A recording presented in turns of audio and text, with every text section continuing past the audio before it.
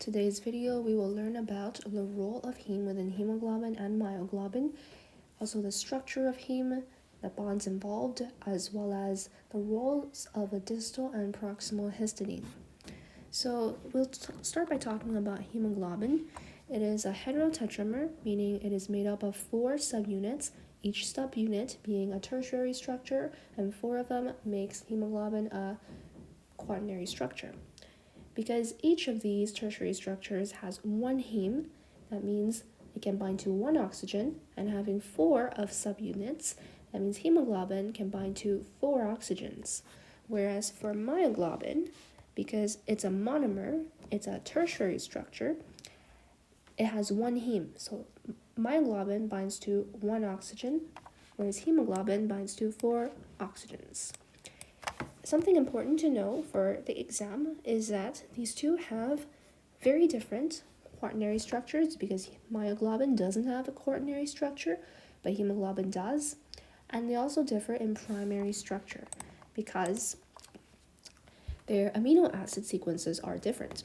But they do have similar secondary and tertiary structures. So their secondary structures are both alpha helixes, 8 of them, and their tertiary structures are homologous proteins. So the alpha and beta globin in hemoglobin and myoglobin are homologous, so they share common ancestry. And we'll talk about this a little bit later about how in myoglobin, because the affinity doesn't change, there's no T and R state, so helix E and F do not move, whereas for hemoglobin, helix F will move. So we'll get to that in a bit. So another exam trick question is, they will ask if this is true or false. Hemoglobin can still bind to oxygen without heme as an apoprotein. The answer is false, okay? So no heme means no oxygen binded. Okay, and also another exam question is, what force does heme use to bind to hemoglobin? Just know there's 2 forces that bind heme to hemoglobin. One is hydrophobic forces, the second are coordination bonds. Okay, now we will move on to the structure of heme. So it is a prosthetic group, which means it is non-protein, but it is permanently embedded within a specific protein or enzyme. Okay, but itself, it is not a protein. It's a prosthetic group, which means it is a cofactor.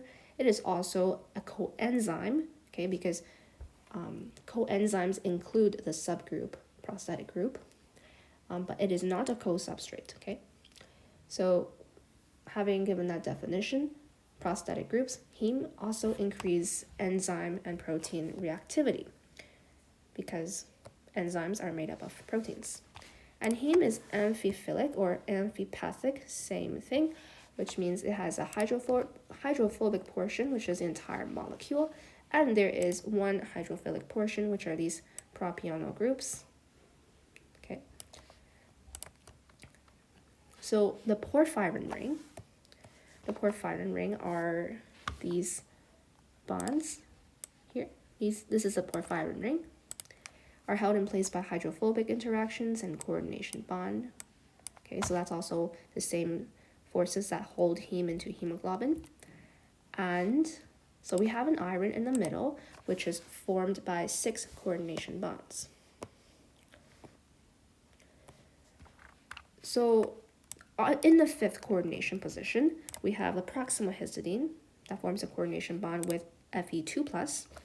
And in the 6th coordination bond is where the ligand, usually oxygen, but it can also be other molecules like carbon monoxide. This is where the ligand binds, the 6th coordination position. So when the heme is bonded to an oxygen, the hemoglobin is said to be in the R state, so it has high oxygen affinity. That means we started with a low oxygen affinity state called the T state, which have these characteristics. We call it deoxyhemoglobin. It has a large central cavity and stabilized by low pH and 2,3 BPG, which is a very negative molecule. Whereas for the R state, we have a large central cavity, and it is preferred when you have a higher pH. Okay, so what happens when oxygen binds in hemoglobin? So reminder, in myoglobin, proximal histidine does not move. But for hemoglobin, we do have TNR state, but myoglobin, we don't have TNR state because myoglobin is hyperbolic, but hemoglobin is sigmoidal. Okay, so what happens? First, the ligand binds to the subunit, and then the iron moves into the plane of the heme. As you can tell, iron in this first part is a little bit lower than the plane of a heme, but it will move into the plane of a heme to, kind of align with the dot I've drawn. All right, so iron moves into the plane of a heme, and then the proximal histidine and helix F will move. Then we have subunit interface changes and affect other subunits. So that is also why oxygen is a homoallosteric activator of hemoglobin. But if the exam writes homoallosteric activator of myoglobin, that would not be correct, all right? So homoallosteric, it means oxygen is a substrate. Binding one oxygen increases the affinity of other subunits for that same substrate. All right. Now let's talk about distal and proximal histidine. So the distal histidine is not attached to heme, but it does assist the movement of oxygen towards the 6 coordination position of iron through hydrogen bonding. So as you're listening to this part, pay attention to what bonds are involved with which histidines, all right? Hydrogen bond with oxygen, distal histidine.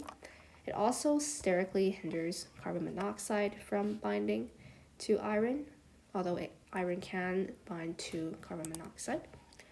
And the distal histidine has no direct bond with iron because it's distal, it's at a distance, right? It's also conserved in both hemoglobin and myoglobin.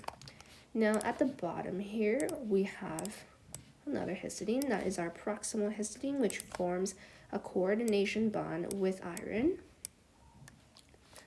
Okay. The proximal histidine is involved in the structure of heme, so it transmits conformational change going from T state to R state. It binds heme into the heme binding pocket, and it prevents iron oxidation. So on any exam, make sure that Fe2 does not become Fe3 when there is a proximal histidine, all right? So proximal histidine prevents Fe2 from becoming Fe3. Okay, so unless you have an absence of proximal histidine, you should never have iron 3+. Okay, but now, when we want to go from the R state back to the T state, some amino acids get protonated, such as 2 lysines, 2 N-terminals, and 2 histidines. They get protonated, but the proximal and distal histidine do not get protonated, all right? So what gets protonated? The histidines of the side chains. It's not the proximal and distal histidine. Don't fall for that on the exam, all right? So how does that happen? So when you protonate these amino acids, it will form a salt bridge interaction with 2,3-BPG. So salt bridge, that is the interactions between positive and negative ions. And the negative ion here is a 2,3-BPG. Anytime your exam says 2,3-BPG, just know it's very negative and it stabilizes the T state. All right, so I hope this video was helpful. If it was, make sure to hit a like and subscribe.